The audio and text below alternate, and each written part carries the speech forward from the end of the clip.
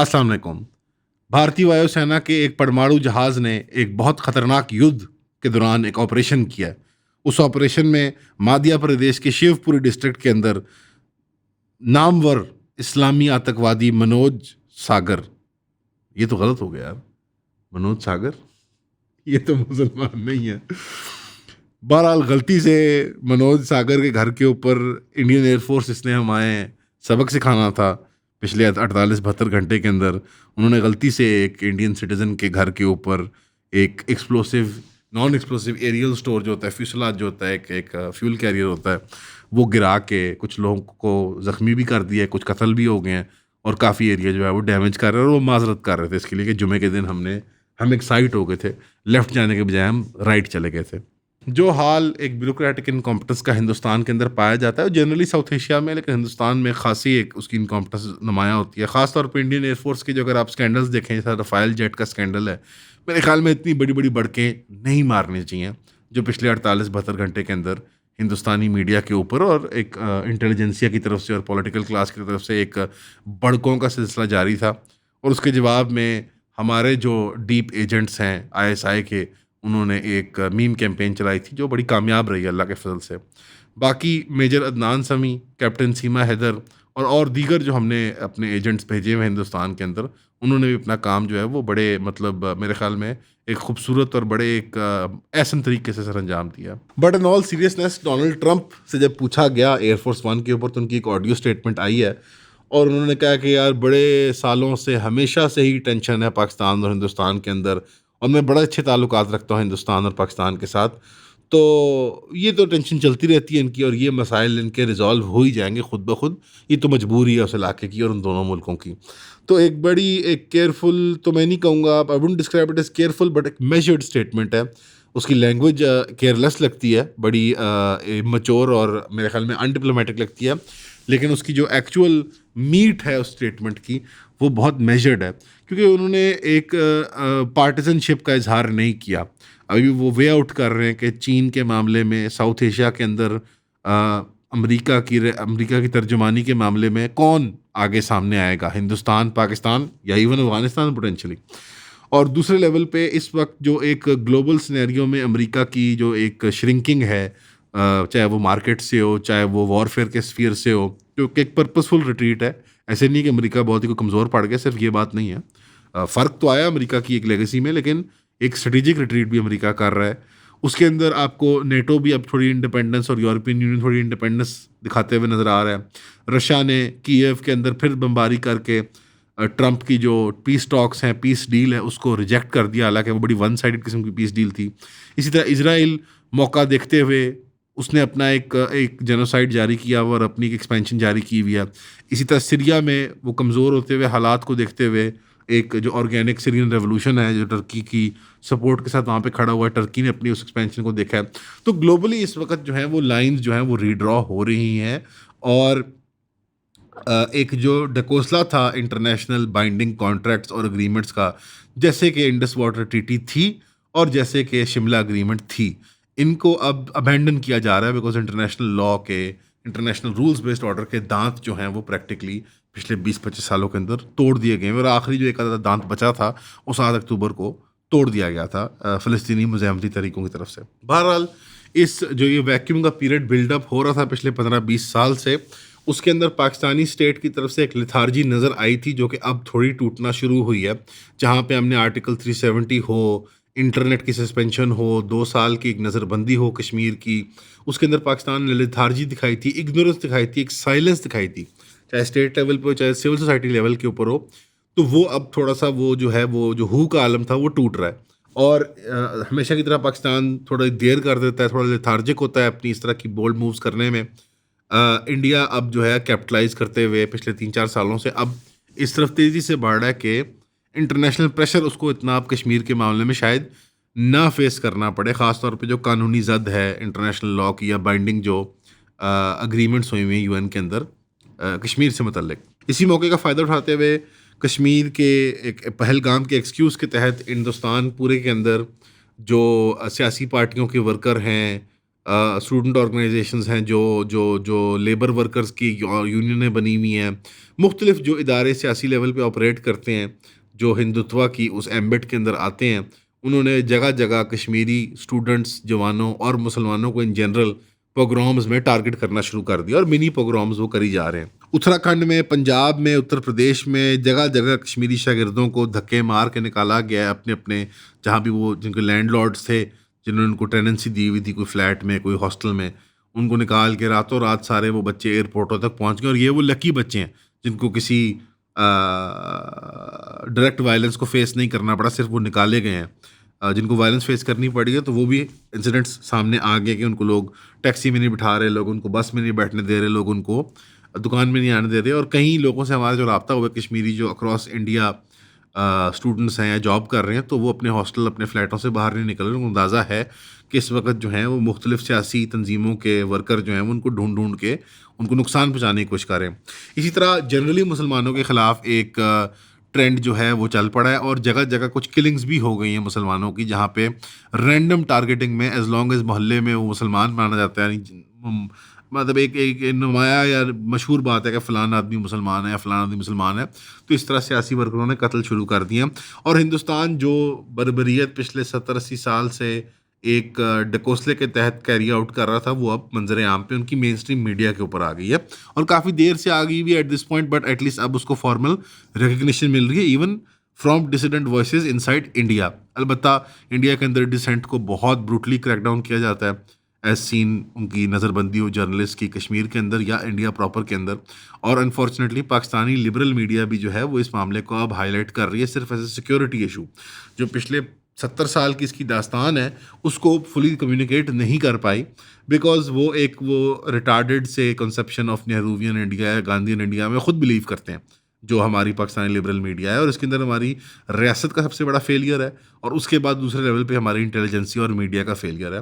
क्योंकि जो अब ये अगलीनेस आप देख रहे हैं, ये कोई एक फ्रीक मैनिफेस्टेशन नहीं है हिंदुत्वा की, ये वो स्पेक्ट्रम है, सॉफ्ट हिंदुत्वा ये जो कि कांग्रेस का है, और हार्ड हिंदुत्वा जो कि बीजेपी और आरएसएस का है, उसकी इनेविटेबल मैनिफेस्टेशन देख रहे हैं आप, सिर्फ सिम्टम देख रहे हैं। एक्चुअल बीमारी जड़ के अंदर है, in the idea of India as Bharat. साथ ही साथ जैसे बड़े करते हैं वैसे छोटे करते हैं, तो आप बड़े से क्या एक्सपेक्ट नहीं कर सकते जब छोटे उनके आम लोग ऐसे कर रहे हैं। कि इंडियन स्टेट ने इस मौके की गनीमत जानते हुए 1500 इन्फोर्स्ड मजीद डिसअपीयरेंसेस कश्मीर के अंदर कर दी हैं। और सारी पता टारगेटेड लिस्ट बनी होती है उन लोगों की जो सो कॉल्ड रिश्तेदार होते हैं, सो कॉल्ड आतंकवादियों के या फ्रीडम फाइटर से कोई ताल्लुक होता है उनका, and so on and so fourth. आप जानते हैं कि हाउ दिस थिंग वर्क। कोई एक्टिविस्ट हो, कोई जर्नलिस्ट हो जो थोड़ी सी भी कोई डिसेंट या थोड़ी सी भी क्रिटिक लेवी करता हो अगेंस्ट द रूलिंग दिल्ली रजीम, तो उसके ख़िलाफ़ उन्होंने उसकी डिसअपीयरेंस शुरू कर दिया। अब जो एक्चुअल एफआईआर है पहलगाम के हमले की, उसके अंदर इंतहाई लूप होल्स नज़र आते हैं ज़्यादा किस्म के, जो नैरेटिव स्टेट मीडिया रन कर रही है और जो एक्चुअल हकायक हैं ऑन ग्राउंड, उनको ज़रा एनालाइज करते हैं। अब जो तफसील बताई जा रही है कि एफआईआर जो है वो 10 मिनट के अंदर अंदर लॉन्च हो गई थी हमले के ख़त्म होने पर। एफआईआर रजिस्टर हुई है 2:30 बजे, और हमला जो है वो 1:50 और 2:20 के दरमियान हुआ। तो आप खुद ही अंदाज़ा लगा लें कि ये मतलब बहुत छोटा टाइम फ्रेम है कि एक एफआईआर रजिस्टर हो जाए एक बड़े एक मतलब फ्रीक या स्पोरेडिक हमले के अंदर। ये एक फॉल्स फ्लैग की जो है वो बू इसके अंदर से आने लग गई है। सोर्सेज आर्ग्यू कर रहे हैं कि जो टाइमलाइन है जो ये दिखाई जा रही है वो फोर नॉलेज को इंसिडेंट की हिंट करती है कि एक प्री नॉलेज है इंडियन स्टेट को कि ऐसा कोई मामला होने जा रहा है। उनके पास इंटेलिजेंस मौजूद थी। इसकी जो लैंग्वेज है उसके अंदर वो ये है कि unknown cross border terrorist FIR में लिखा हुआ है at the behest of foreign handlers. यानी आपको कैसे पता है कि ये क्रॉस बॉर्डर टेररिस्ट हैं 10 मिनट बाद हमले के, और आपको कैसे पता है कि अननोन फॉरेन हैंडलर्स के ये वो हैं बिहेस्ट पे काम कर रहे हैं। यानी जो कॉन्फिडेंस और जिस स्पीड के साथ ये एफआईआर रजिस्टर हुई है, it shows one of two things. या कि एक फॉल्स फ्लैग ऑपरेशन था और इंडियन स्टेट को इसका अंदाज़ा था और वो उस नैरेटिव को बिल्ड करने में ये लीगल केस बिल्ड करना चाहते हैं। और इससे मज़ीद एफआईआर के अंदर उन्होंने डिस्क्राइब किया कि इनडिस्क्रिमिनेट फायरिंग की गई, यानी कि अंधाधुंध फायरिंग की गई। लेकिन जो मीडिया डिस्क्राइब कर रही है कि वो टारगेटेड किलिंग है, लोगों के नाम पूछे गए, उनका मज़हब पूछा गया, इस हद तक है कि ये क्लेम किया गया कि उनके खतने देखे गए हैं पतलूने उतरवा के, और औरतों बच्चों को अलग किया गया है और कहा है कि जाके मोदी को बताओ।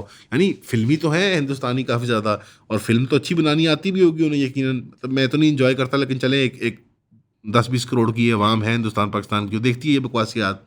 वो फिल्मी पना जो मसाला मिर्च था वो तो मिल गया, लेकिन एफआईआर इटसेल्फ तो बड़ी एक्सपोजिंग है कि इनडिस्क्रिमिनेट फायरिंग की, अंधाधुंध फायरिंग की, जो रास्ते में आया उसको गोली मार दी, वगैरह वगैरह।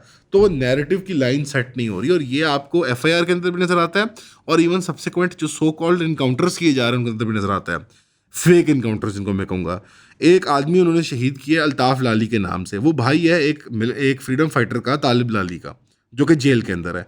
उसकी मौत की उन्होंने शहादत की खबर फैला दी। उसके मुकाबले में जब धरने हुए लोगों के तो उस पर शेलिंग करके पुलिस ने भगा दिया, और मीडिया ने कहा उसको, इशू को कवर करना बंद कर दिया। उसकी फैमिली ने कहा कि यार हमारा आदमी तो 2 दिन पहले आपने अरेस्ट किया हुआ है, तो वो कैसे इनकाउंटर में कत्ल हो गया, शहीद हो गया। यानी ये बात हमले से 2 दिन पहले ये जो साहिब हैं ये अरेस्ट हो चुके हुए हैं सस्पिशन के अंदर अपने भाई की वजह से। तो अब जब हमला हुआ है तो ये कहाँ से शहीद हो गए। तो बेसिकली एक काफ़ी स्टेट ऑफ कन्फ्यूजन है, और इंडियन मीडिया इस बात को बहुत इग्नोर कर रही है कि वहाँ पे फैमिलीज क्लेम कर रही हैं कि हमारे लोगों को तो हमले से पहले डिसअपीयर कर दिया गया था। तो वहाँ से कहाँ से आने में नज़र बंद कर दिया गया था, हमें घरों में बंद कर दिया था, या हमारे घर वाले किसी मर्द को अगवा कर लिया गया था इंडियन स्टेट की तरफ से। तो वो कैसे इन्वॉल्व है इस हमले के अंदर, उनके इनकाउंटर कैसे हो रहे हैं। बेसिकली ये यही लगता है मामला कि बेसिकली एक लाइन, एक नैरेटिव की सेट की जा रही है, एफआईआर के अंदर रिफ्लेक्ट होती है, इन फॉल्स इनकाउंटर्स के अंदर रिफ्लेक्ट होती है, मीडिया के ऊपर हिंदू मुस्लिम नैरेटिव के अंदर रिफ्लेक्ट होती है, और इंडियन स्टेट को क्लियर है वो क्या करना चाह रहे हैं, लेकिन वो एक क्लियर नैरेटिव बिल्ड नहीं कर पा रहे हैं। और मेरे ख्याल में पाकिस्तानी मीडिया और आवाम की तरफ से जो मज़ाहमत की गई है ऑनलाइन, और एक जनरल जो एक बेटर सेंस दुनिया के अंदर प्रिवेल करती है न्यूट्रल ऑब्जर्वर्स की तरफ से भी, तो वो काफ़ी हद तक इंडिया के इस नैरेटिव को, क्योंकि इंडिया बार बार वुल्फ क्राई करता है, क्राइंग वुल्फ, यानी कि शेर आया शेर आया, इसे अंग्रेजी में क्राइंग वुल्फ कहते हैं, उर्दू में इसको कहते हैं कि शेर आया शेर आया। तो हिंदुस्तान बार बार शेर आया कहता है, तो अभी तक तो शेर आया नहीं है, वरना आपको लग पता था। बट इवन लेट से हम सपोज कर लेते हैं सो कॉल्ड शेर ही आया है, और शेर ही बार बार आके हमले कर रहा है आपके मुल्क के अंदर, तो उसके जवाब में जो कार्रवाइयाँ हिंदुस्तान ने की हैं वो एड अप नहीं कर रही इस मामले के अंदर। सबसे पहले आप सबका बहुत शुक्रिया हमें सब्सक्राइब करने के लिए। जिन जिन दोस्तों ने हमारी फैमिली में शामिल हुए 3000 की सब्सक्रिप्शन लेके, काइंडली हमें व्हाट्सएप किया करें ताकि हमें पता हो कि हमने किस ग्रुप में ऐड करना है। वैसे जो आप सब्सक्राइब कर रहे हैं इसके लिए आपको 12 वीडियोज़ हर महीने मिलेंगे जो प्राइवेट वीडियोज़ होंगी, यानी कि वो कंटेंट किसी ने ना पहले देखा होगा ना वो कभी किसी मेन चैनल पे अपलोड होगा, वो सिर्फ आपके कंजम्पशन के लिए होगा जो 3000 की सब्सक्रिप्शन पे कर रहे हैं। अब वो कंटेंट होगा क्या, उसमें आपको लाइफ स्टोरीज पता चलेंगी, कुछ फिलोसॉफिकल आइडियाज़ डिस्कस होंगे, कुछ पर्टिकुलर इंसिडेंट्स होते हैं जिसकी वजह से चैनल्स डिमोनेटाइज हो जाते हैं, वो ग्रेट डिटेल में डिस्कस होंगे। कुछ आपके साथ कंटेंट शेयर किया जाएगा जो अवेलेबल नहीं है आम पब्लिक को, और जो पब्लिकली उस तरह शेयर भी नहीं हो सकता। मोस्टली चीज़ें एजुकेशन रिलेटेड होंगी, हर चीज़ का कोई लेसन होगा पीछे, लेकिन ज़्यादा से ज़्यादा इसको आप सब्सक्राइब करें ताकि आप हमारे काम को सपोर्ट कर सकें। तो प्लीज़ हमें सब्सक्राइब करें, 3000 रुपीज़ भेजें, व्हाट्सएप करें और ईऑन फैमिली का हिस्सा बने। Thank you. तो इसका लुब्बे लुबाब क्या है? इसका लुब्बे लुबाब ये है कि ये रिकॉर्ड हो रही है दोपहर 3 बजे के करीब, और ये रिलीज़ होगी शाम 7-8 बजे के करीब। इस प्रोडक्शन और रिलीज़ के दरमियान आज शाम 5 बजे गौरव आर्या साहब ने कहा था कि वो लाइव प्रोग्राम करेंगे, और उस लाइव प्रोग्राम में वो कहते हैं मेरे ना वो उसको सुकून मिलेगा, तस्कीन मिलेगी मेरे जो वो है जज्बात बदले के।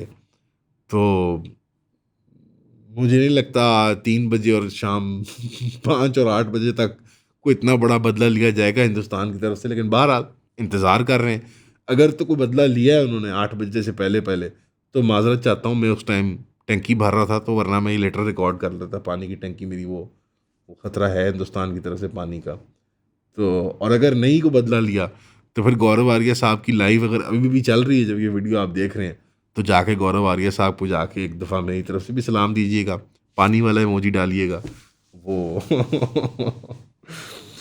साइकी ब्रेक हो चुकी हुई है हिंदुत्व वालों की, they are not mentally well माजर के साथ।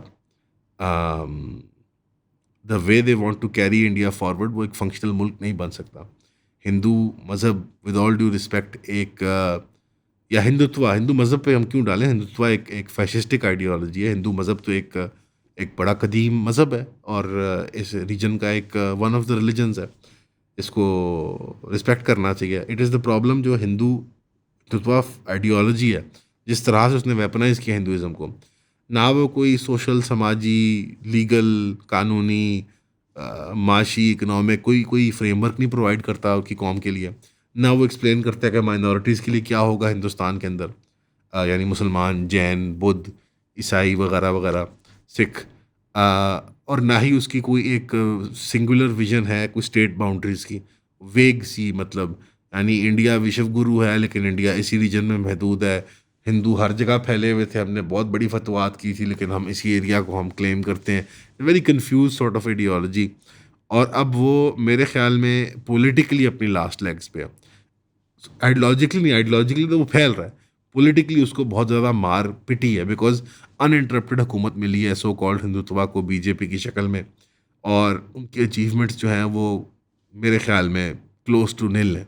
और पाकिस्तान जो सो कॉल्ड आटे का मजबूर है, भीख मंगा है, इस वक्त पानी का मजबूर है, वो इकोनॉमिकली भी कमज़ोर हो चुका हुआ है, वो ही नहीं आपसे संभाला जा रहा, तो आप विश्व गुरु बनने के चक्कर में कहाँ हैं। प्लस जो एक माउंटिंग वायलेंस की डिमांड होती है फैशिस्टिक आइडियोलॉजी में, कि वो वायलेंस उसको जस्टिफाई कर रही होती है, उसका रीज़न ऑफ एग्जिस्टेंस होती है, वो आप मैच नहीं कर पा रहे। अपने अपने लफ्ज़ को, अपने अल्फाज को उस वायलेंस से आप मैच नहीं कर पा रहे, क्योंकि क्वाइट फ्रेंकली आप में सलाहियत नहीं है। पाकिस्तान भी हम बहुत कोई ख़तरनाक मुल्क नहीं है, बड़ा गरीब मुल्क है हम भी, लेकिन हम एटलीस्ट एक आजी रखते हैं उसके अंदर। We recognise our position, our station in the world. Hindustan थोड़ा सा हैज़, अंग्रेजी में इस तरह कहा है, been smelling their own farts, यानी they have started to believe their own propaganda, और उनके वो डिलूजन्स जो हैं वो अनफॉर्चुनेटली नज़र भी आ रहे हैं। तो दुआ गो है कि जहनी हालतें हिंदुत्व, राइट विंग की, और जनरली इवन लिबरल नेहरूवियन जो हमारे सो कॉल्ड दानश्वर हैं इंडिया के और पाकिस्तान के, उनकी भी जहनी हालत कुछ बेहतर होगी, और इस मसले को हम एमिकेबली रिजॉल्व कर पाएंगे। और वो एमिकेबल रेजोल्यूशन जो है वो यही है कि कश्मीरी अवाम का जो राइट ऑफ सेल्फ डिटर्मिनेशन है वो फुलफ़िल किया जाए, वरना ये मसला रिजॉल्व नहीं हो सकता। पानी का पॉइंट है, सिक्योरिटी इशू है दोनों मुल्कों के लिए, लेकिन ज़्यादा बड़ा जो प्रिंसिपल मुद्दा है वो कश्मीरी लोगों की इंडिपेंडेंट आइडेंटिटी, चाहे वो रिलीजियस हो, कल्चरल हो, चाहे जोग्राफियाई उनकी एक इंडिपेंडेंस हो, और उनकी पॉलिटिकल इजहार की इंडिपेंडेंस, जब तक वो एक्चुअलाइज नहीं होगी तो ये मसला चलता रहेगा। ना ये हिंदू मुस्लिम का मसला है, माजरत के साथ उसको हम लेपा पोची दे देते हैं, रंग दे देते हैं, बट बुनियादी तौर पे it is a problem of politics, the way the region has been set up. और इसको रिजॉल्व तब तक नहीं किया जा सकता जब तक कि इंडिया और पाकिस्तान एक्सेप्शनल पॉलिटिकल जो है इंजीन्यूटी का वो नहीं करते मुजाहरा। यानी ट्राइड एंड टेस्टेड जो इस वक्त पॉलिटिकल लेगेसी चल रही है दुनिया के ममालिक की, उस तरह से ये सॉल्व नहीं होने वाला। ये बहुत ज़्यादा एक एक्स्ट्रा एफर्ट रिक्वायर करता है। आप सबका सुनने का शुक्रिया।